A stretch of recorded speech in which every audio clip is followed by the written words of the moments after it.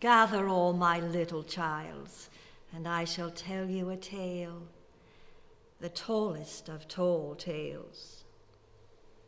Once upon a time, every 48 months, during the year of the leaping frog, the denizens of the village would gather to select the new residential sacred animal.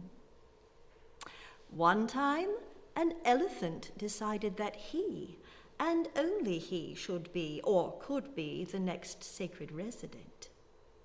So he set about trumpeting and trampling.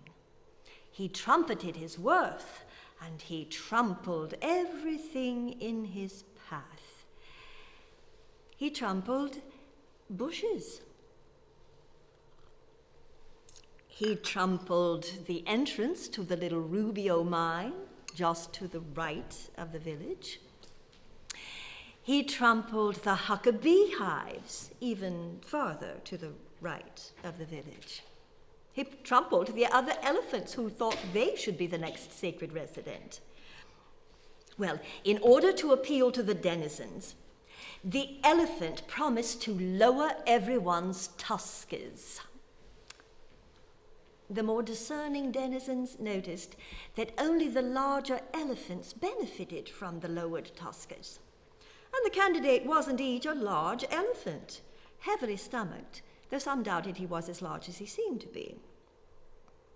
The elephant also promised to help the denizens by eliminating the death tusk, which confused the village denizens because they didn't have a death tusk. Only large elephants had a death tusk. Well, the denizens didn't know if the elephant even had any tusks. He didn't have them in the past. And he claimed that his current ones were being looked at right now by the Infernal Residue Service, so he couldn't expose his tusks.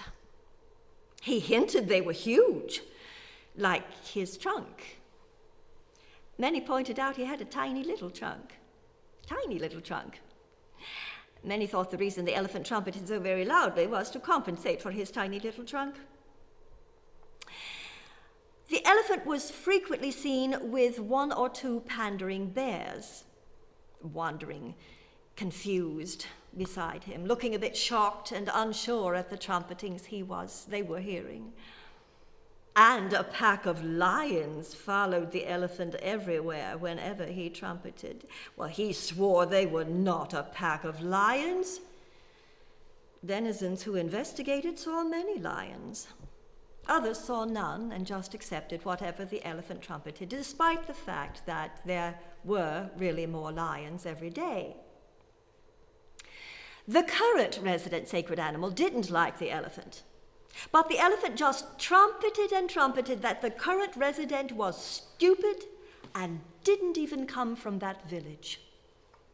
The elephant also thought that the current resident's ideas for the village were too dark. In fact, the elephant hinted that the current resident secretly worked for a group of radical extremist Muslims, whose primary and secret goal was to kill all the denizens or convert them and make them part of extremist Muslimism around the world. The more devout denizens believed this and hated not only the current resident, but all Muslims too. They agreed with the elephant when he said that all Muslims should be banned because they didn't want to be killed or converted. They thought the idea radical and extremist. The denizens were confused, bewildered beasts. When looking at how the residential race was going, they felt constricted. It seemed more like Monkey Python than a residential race. As a consequence, the denizens simply held their noses and picked their choices.